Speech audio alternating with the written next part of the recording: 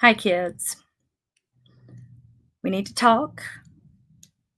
Things have changed lately, as I'm sure you've noticed.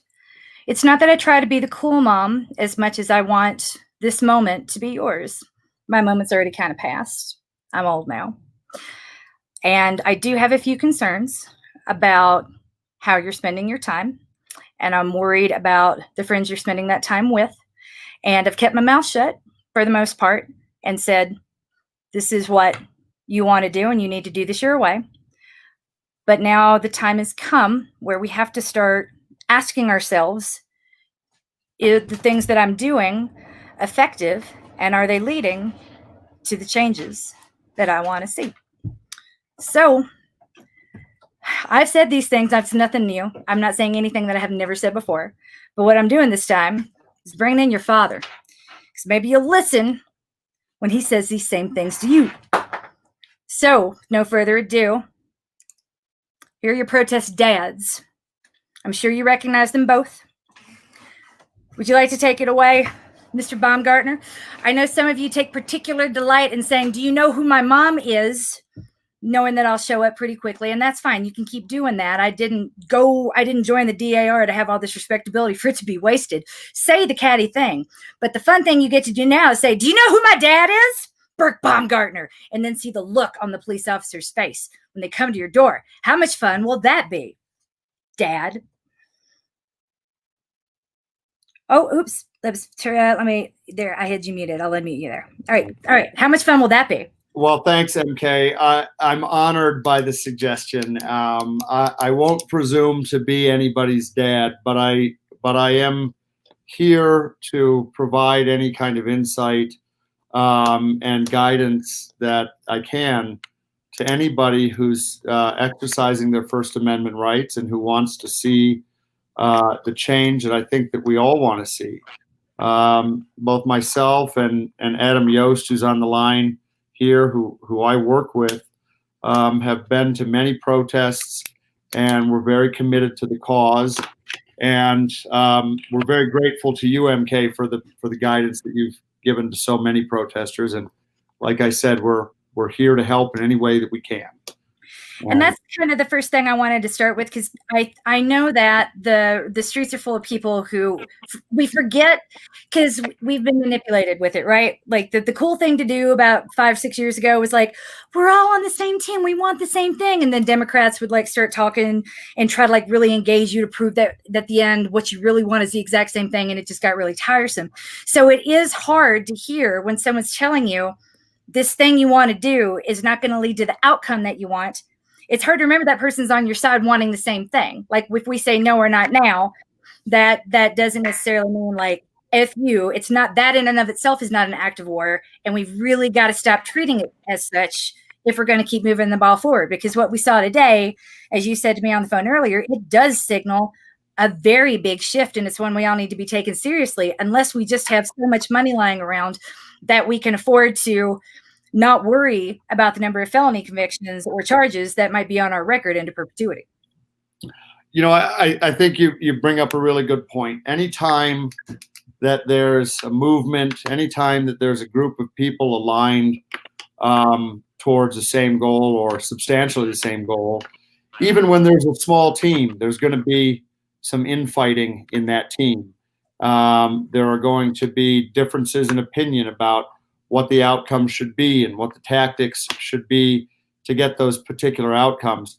And unfortunately, there's been a lot of infighting on our side of the fence. And I think that's been very counterproductive. I think that we do need to all remember that we are all on the same side. And even if we don't want exactly the same thing, and even if we don't have the same ideas about the tactics to get there, I do think that it's crucially important that we all remember that we're on the same team. And it's real easy to remember what side you're on when you look over at the guys who are beating the crap out of peaceful protesters, sodomizing them, charging felonies for people who are making political statements, the district attorneys in Denver, in Adams, Jeffco, Arapahoe County, these guys are not on our team. The police officers that are committing some horrendous acts, shooting people dead in the streets, trumping up charges, destroying evidence, filing felonies against dozens and dozens and dozens of people. We should remember that that's the other side. And we're all on the same side here. And we need to come together now more than ever before, because what we're seeing out of the city attorney's office in Denver, Mayor Hancock's office, Beth McCann's office, George Brockler, and the Adams County DA, Dave Young, is that there's a new elevation, a new escalation, a new tactic that's being coordinated among all of these offices against protesters as a whole. My office is representing 20 protesters or more from the recent protests, and we have plenty of pro bono clients from incidents with police aside from that. What we're seeing now is a concerted effort to massively upcharge protesters, to go after the organizational heads of protest organizations, and to impose area restrictions on protesters who are already facing mostly trumped up charges. And those area restrictions include prohibiting these people, while they're still under the presumption of innocence, mind you, prohibiting them from essentially going near any government building or any protests in the future. This is a direct assault on the First Amendment. It's a direct assault on protesters as a whole, as a group, no matter what our differences are. These assaults from all of these district attorneys are now being concerted, and they're going against all of us, and it's very dangerous, and they really do want to put protesters in prison and destroy their lives. And so conversations like this, I think, are vitally important. And again, I think we all need to remember that we are on the same side here. Because the hard thing is what we call protest policing. I know that, again, I'm old, and I don't go out at night anymore. And that's been thrown in my face a lot. Like, you don't have the right to say anything because you haven't been here when, and I'm like, ask yourself why that is. I was out every night up until SB 2217 passed, went on vacation, and came back to a different landscape that seemed to lack objectives as well as strategy. So, and again, this isn't a game, but you've really got to be thinking about what you're doing, precisely because it is so freaking serious. I think we lost Adam, but we never lose him for long. He'll come back. The guy's like a boomerang. You'd made a good hire with him. My dad, for the record, started practicing police brutality in 1973. So whenever I meet one of his kind, I get a little scared, to be perfectly honest. He's not the nicest human, but I'm impressed at the same time, because you got to be. It takes a lot to stay in this for the duration, and we've got to stay in it for the duration too. The number one tactic that I've seen in other countries is first you arrest everybody, and then that can quash a movement early on with massive arrests. That's one of the reasons why I'm about to say something I'm sure that's going to get me in a lot of trouble. That's why I was like, we're just going to bring the attorneys in. Don't touch cops. Guys, don't throw things at them. Don't lay hands on them. Don't come near them. I'm not saying every time you've been accused of it, it's valid. I'm not, but it makes it a whole lot harder to fight off all the other charges if there's any proof that even one of them is true. I understand wanting to throw things at the police. I do. I understand wanting to throw things at all kinds of people, and I manage to not do it all the time. If I can manage to not do it all the time, can you just for a little bit, and specifically I'm talking to white people, black people, no one's going to tell you anything, and I'm not even going to try. I'm always concerned about the harm reduction. I'm concerned about the white people who show up and say, whatever, I'll do what I want, which is the ultimate white privilege in a movement that is not for your life. So I think you make a really good point about protest policing. Again, we're all on the same side, and I don't think that anybody is judging anybody else when they say to refrain from violence, to refrain from trying to hurt people, or even that protesters should refrain from destroying property. Again, these are not moral judgments. I agree with all of those statements that violence shouldn't be used, destruction of property shouldn't be used, harming people shouldn't be used. And I believe that because I believe that you can't use violence to prove that violence is wrong. I might be misquoting this, but I think that Martin Luther King said that only light can drive out darkness. Darkness cannot drive out darkness. But just as you said, MK, it's understandable. The impulse to fight back against a group of people who's killing innocent people, who's hurting and jailing your fellow protesters, that impulse is understandable. It's understandable to want for disenfranchised people, economically disenfranchised people, to want to lash out at a glittering economic structure around them. And so I don't judge people who do that. But what I can say from experience is that when those tactics are used, destruction of property, violence, harming police officers or others, it legitimizes the force that the police are using.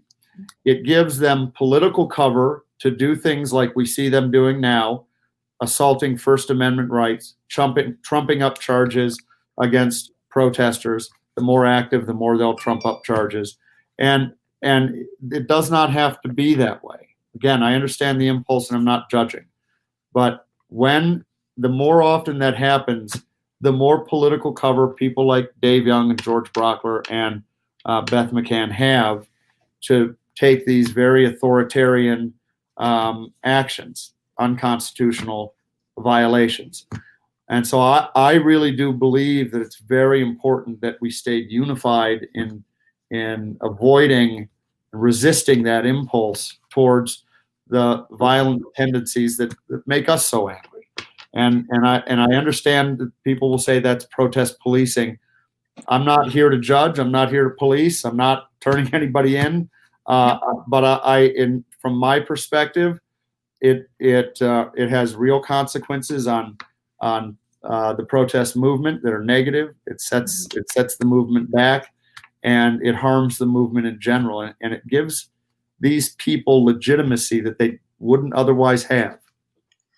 It's when you talk about impulses, it's the one that tends to be most irresistible is to quote Martin Luther King, but we'll talk about that one later. Sorry. Oh my gosh. Well, I mean, he did disavow all that at the end of his life, but so it's got to be said. At the end, yes, that's right. At the same time, he was Black, and people he was talking to were Black. We are not. We are not leading the movement. We are facilitating. Me with bailing people out of jail and being the protest mom. I'm your call. And if you don't have a protest mom, if you don't know what that is and you're watching this, what it means is you reach out to me through my DMs. They're all open. I'm a public figure, and I intend to stay that way. You go, just find me on any of my platforms, send me a direct message, and I will add you to my list. I currently have a list of 37 individuals, their full name, date of birth, everything I need to know, their emergency contact. So they say, hey, mom, going out tonight. And I make a note of it. And I'm like, great, let me know when you're home. And then they do. They let me know when they're leaving, and they let me know when they've gotten safely home. And if I have not heard from them within a certain period of time, I immediately start searching the inmate records, and then I start looking for, then I contact their emergency contact. If you do not have someone doing that for you, I will do that for you. Reach out to me and let me know. The second thing you need to do if you are going out at night is have the number of any attorney, just an attorney you can call it. Or you can just take my number through my DMs and call me, and I will direct you anywhere you need to go. I got these guys on speed dial, whether they like it or not, and I will bug them all the time because that's what I get to do as mom. Like, you can go home and rest after you're getting out of prison. The final note, and this is the thing that I think is the most important. We're not saying like you shouldn't break windows, but rather it's knowing when that is going to escalate a moment in a way that leads to the outcome you want versus the thing that's going to be a felony charge against you that gets you later. So the person that I was speaking on the phone with earlier this afternoon, and I got a whole lot of phone calls. If you haven't heard from me yet, it's good. If you haven't not heard back from me, it's because I've been managing my phone ever since the PSL arrests became public. And the person I was talking to was like, I didn't think it was going to be like this. I thought I would be something like a hero. I'm here for them. I didn't want to miss the moment. I want to be part of history. I wanted to be on the right side of history, and quoted all the white people talking points, the things that we use to manipulate people into voting the way we want them to vote and doing the things that we wanted to do, even if they don't agree with them or believe in them. The problem with that is that it's very empty. The reality of it is this is what the revolution looked like in 1963 and what it looks like now. Back then, the people who were fighting it were mostly Black in the beginning, and frankly, they had nothing to lose. So that when you go back and you read what life was like, it is in no way reminiscent of what the white people who have the privilege of participating in these protests now have. And the stakes are not the same. They're just not. I could walk away from this and pretend it never happened and continue to ignore it and get off Twitter. I have to look for information about what's going on. That's how hard it is to track. It is not part of the fabric of my daily existence. And I can choose for it to not be. That's called privilege. For those who are less privileged, and this is their reality, we owe it to them to be doing the work to understand how we can best help them get the thing that they want to get in their objectives, not by running out and doing the thing that we want to do in that moment, thinking that we'll be a hero for that thing later without thinking it through first. And again, I say that not to demonize anybody, but just the reality, being arrested is a big deal. Ask me how I know. Having a felony charge is life-changing, whether you're white or not. You can't vote in a lot of states. You will be denied access to services. There are all kinds of jobs you won't be able to get. If you have a license in an area like nursing, bye-bye license, bye-bye ability to support yourself using your education. So the stakes are really high. And there are all kinds of lanes in the revolution. And you don't have to be in the one that's on the front lines all the time, especially if all this makes you nervous and you're not what we call arrestable, meaning your lifestyle, the way you're living, could not withstand the exogenous shock an arrest would deliver. And if you would say lose your nursing license and could no longer support yourself, then you are not, in fact, arrestable. That's how I look at it. There's no shame in that, saying not arrestable, staying home. There might be a time when there are so many people out, we just need the bodies, period. But we're a ways away from that. That's probably going to come after Trump wins the election by hook or by crook in November, which is probably going to happen whether we like it or not. So in closing, I guess the most important things to remember about being out, we've just gone over. Remember, try not to break the law. It is your right to protest. You don't have the right to break windows. If window breaking is happening, I'm not saying run away or turn them in, none of that, but rather be strategic in the actions that you want to take, because anything you do now could have very serious long-term ramifications. And we need as many people on the streets as possible right now protesting this nonsense. And broken windows just gives the respectable white people an opportunity to not listen. You've probably heard that phrase, the revolution will not be televised. I don't know when that poem was written, but it's not true. The revolution will be televised. It's going to be played out in the public eye. I'm live streaming whenever I'm out there for the safety of the people around me and for myself as well. That's part of how we do it. This is how we bring the light to what's going on, is by filming it. We make all the police officers have body cams to record it. The revolution will be played out very much. It's a PR game, and it has always been a PR game. It's not spontaneous combustion where all of a sudden one day people wake up, start breaking windows and demanding change. It is a long, simmering, festering thing that finally, when it's coalesced by an incident and organization across a country, that's when governments tumble. That's when change comes. It is not like just boom, okay, here it is. So this insistence that we don't need to coordinate or think is not going to do you or anybody else a whole lot of good. Because what it does mean, if you break a window, eventually someone's going to knock on your door, like has been happening all week long. So let's turn into that, protest dads. In that moment, police knock at the door. What do you do? What do I have to do? What do I need to do? So the first thing that you should understand is that you don't have to open the door for a police officer just because They're a police officer. If they have a warrant for you, they can arrest you. If you are being arrested, the most important thing you can do at that moment is not to physically resist the police. And I don't say that because I believe the police have an inherent right to control your body. That's not why I'm saying that. But the reason I'm saying that is because they have guns and they will shoot you. We know that they'll shoot you because we represented a lot of families of dead people who have done that. And not just black people, it has to be said, the reason I'm part of this revolution is that I have an autistic child, and in the past 7 days, 2 autistic white children have been murdered by police, one in Lancaster, Pennsylvania, and I know that the guy was 27, but still, like, that was somebody's baby, and the other was a 13-year-old in Salt Lake City. That's I didn't know that, and that's terrible. But the police will brutalize and even kill a person of any color. And they will jump at the opportunity to do so if you resist them. It really is a life or death situation when a police officer is arresting you. Do not resist.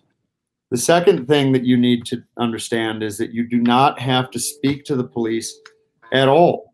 So if you are arrested, you simply say, "I'm not speaking to you without my lawyer." That's all. I want my lawyer. I'm not speaking to you. And that's it. You do not have to say anything else to the police at all, and you shouldn't. You shouldn't. But isn't that my moment to be all cool? Like, we practiced it all. What did you say? I didn't say. What did you do? I didn't do. I shouldn't do that. No, you shouldn't. No, you should not. You shouldn't have any. And why is that? How could that be used against me? Because anything that you use can and probably will be attempted to be used against you in some way by some assistant district attorney, or you might just be misquoted by the police officer. I can't tell you how many clients I've represented who tell me, well, they say I said this. I didn't say that at all. I said something different. My answer is always, why did you say anything at all? Don't say anything. Yeah. Quoting a handbook or a treatise is not going to, or some snarky line that you've learned is not going to stick it to the police. It's not going to win you anything. It can only hurt you. When you are being arrested, that is the most important time to sober up, get serious, and shut up. And you cannot possibly do yourself any favors ever by talking to the police. Period. That you can't. So don't do it. What you need to do when you are arrested, first of all, MK, as you said, it's vitally important that everybody who's involved in any protest of government activities have someone that they can call on, a protest buddy, a protest mom, a protest dad, somebody that they can count on to bail them out, to contact the Colorado Freedom Fund, to contact a lawyer on their behalf if they are arrested. If you are going out to protests, absolutely make sure that somebody who's not going to the protest knows you're going, and they're expecting a call from you before they go to bed. That's just good common sense. Yeah. If and when you're arrested, I stay in my lane quite happily, you guys. Like, I don't want to be out at night. I've got little kids that are up early. So this is the thing that I can do and do what my kids don't care what time I got in. They want Muppet Babies and rice checks at 5:30 in the morning, no matter what. I don't know how they came out of my body, but seriously, like that is what. There are lots of us that are willing to do these sorts of things. And when you kind of poo-poo us for not being on the front line out there every night, every time, again, it sort of delegitimizes how many people can't be out right now who are immunocompromised, that are providing incredible services digitally, letting us know where the police are located. Like the hashtag DPD activity has been invaluable and helped a whole lot of us. And those, so I'm just saying, like, don't try not to glorify being on the front line. If you're not on the front line, you're not less than. If you are on the front line, you're not more than. It's a different role. Well, Adam, who's, I don't know if Adam's going to rejoin us here, but Adam, I was just invoking you. Sometimes the use of violence can be counterproductive to the people who really should be owning the moment. And I will ask Adam to describe his interactions with the Black Bear family, who we represent, when a few of them were on the Capitol Mall, and I believe some protesters did cause a disturbance in one form or another. And the Denver, and Adam can describe this, but I mean, I think that really may have put that family in jeopardy of arrest when that's the last thing they wanted and it's the last thing they needed at that time. And so their cause, it seems to me, was taken over by someone else, and I think that's fundamentally unfair. But Adam, can you describe what you saw that night? Yeah, and piggyback on what I said earlier, we understand the impulse, we understand the urge to want to do those things.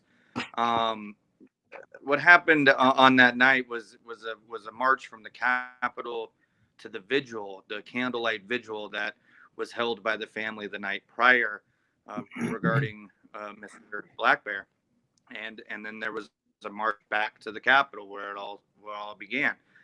On the way back, someone took it upon themselves to do what MK was talking about. They were going to do what their mission was, which was to destruct some windows. And I think that did distract quite a bit from what the family was yearning for that night, which was unity surrounding the loss of a loved one. And it put that protest again with the government into a bad light. And instead of highlighting the atrocity that was yet another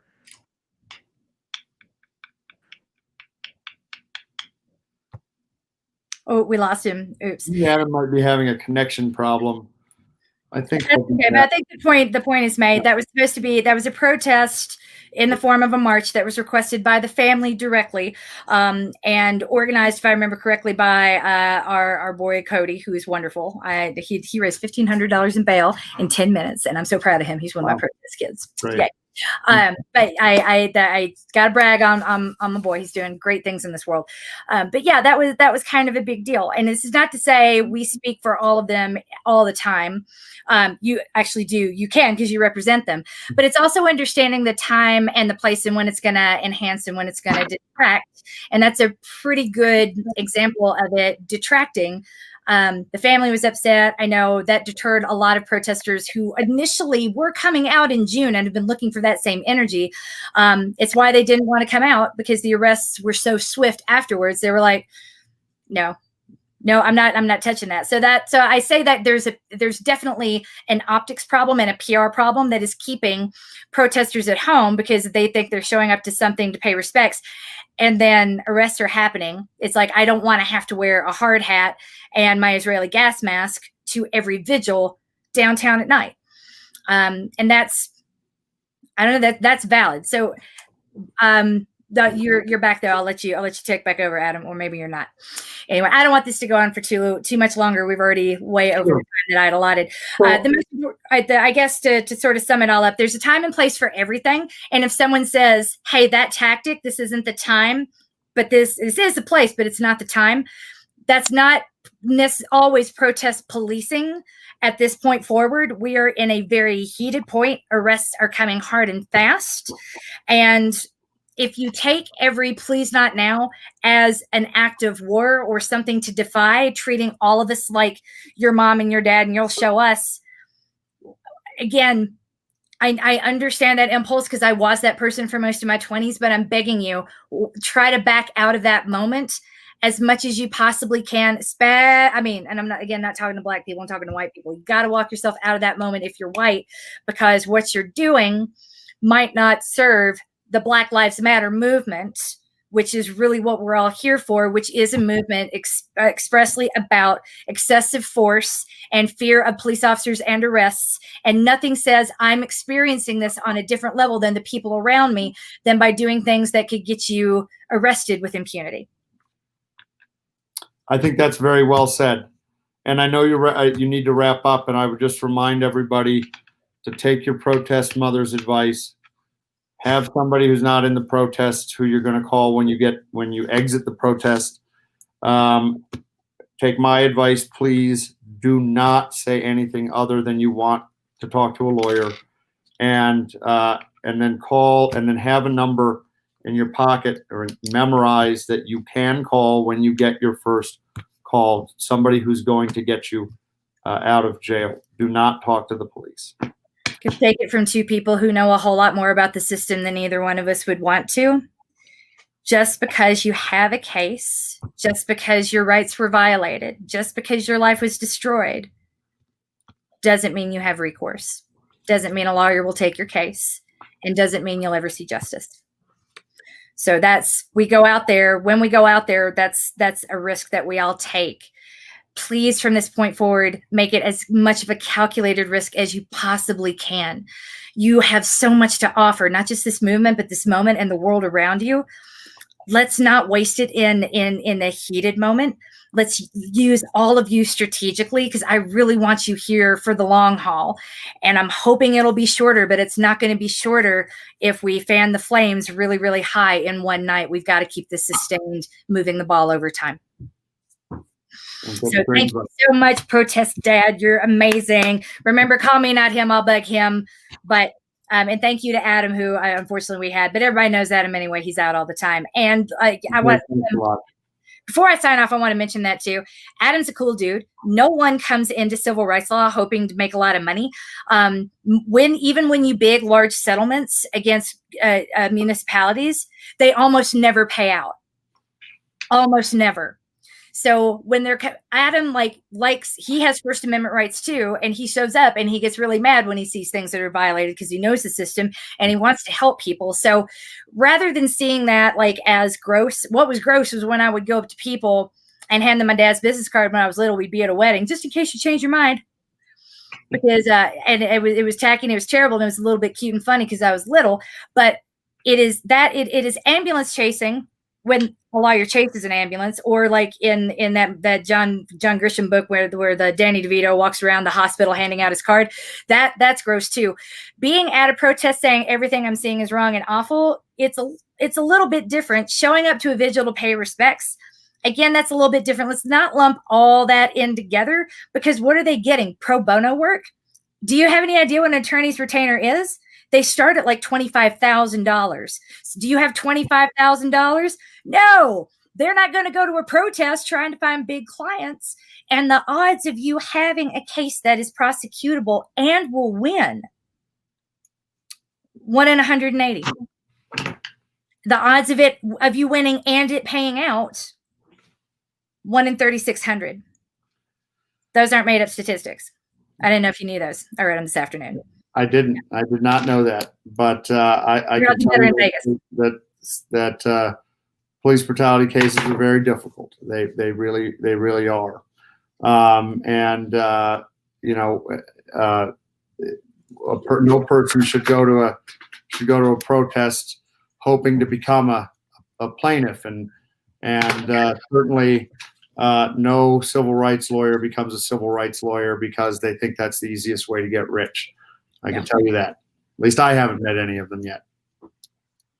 Nope, not us. There are so many other ways. We can talk about that. My dad might actually be watching this, and I don't want to hurt his feelings. But it's not the secure type of law as anyone who's ever been to law school can tell you. Okay. So that's it from your protest family. We're here for you. Reach out to us. So do be careful. We're not saying don't do the things you want to do. We're saying think it through before you walk out the door. And that starts with making sure you have a protest mom and someone who can bail you out. Written on your leg. We've been seeing in Portland that they'll take alcohol swabs and wipe it off your arm. If it's at the top of your leg near your crotch, though, at least you'll be able to see it when you go to the bathroom. You're coached. You are loved. I don't like thinking about it either. Yeah, and I just want to apologize for whatever technical difficulties. I feel like my phone is getting throttled. That's okay, Adam. While you were gone, we were singing your praises. Your well-deserved praises. I appreciate that, and I appreciate you, MK, for having us on here. Like Burke said, we're here to try to navigate these waters together to get the same outcome that we're all hoping for, and that is to end police violence against the community. Absolutely. And I don't have to, even if I disagree with anything you did that night, I'm not going to judge it. If you call for me, I will come for you no matter what. That's what it means to be a protest mom. I'm not going to ask questions. I'm not going to give you a hard time. Humans don't belong in cages. I believe in that so strongly. I'm going to say this once and then not say it again, but I will absolutely be there. I just felt like all this needed to be said because we're turning a corner today and it's a really big deal. And I know there's an instinct for people to go out and do things tonight. And I'm like, this was not the night to do it. This is them flexing. We need to take time and think before we flex back. Well, MK, we're all lucky to have you in the movement. Thanks again for having us on. Thank you. Coach, I play to win, y'all. Let's do it. Have a good night. Good night. Thank you. Bye-bye.